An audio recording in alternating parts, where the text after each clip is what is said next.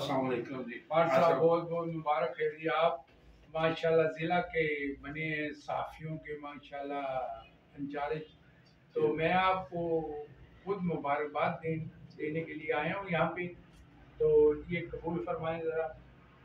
बिस्मिल्लाहिर्रहमानिर्रहीम।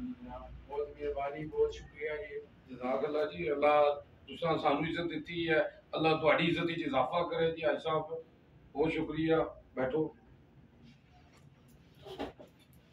तो हमारे जावा जी माशाल्लाह इन्होंने सहाबत का सफ़र शुरू किया और अल्लाह पाक की मेहरबानी से ये पूरे शहर में छा गए। इसमें इनकी अपनी कारकर्दगी, इनका हुस्न इखलाक, लोगों से इनका तावन, मेल जोल और इनके वालिदैन की तरबियत जो है इसमें शामिल हाल है।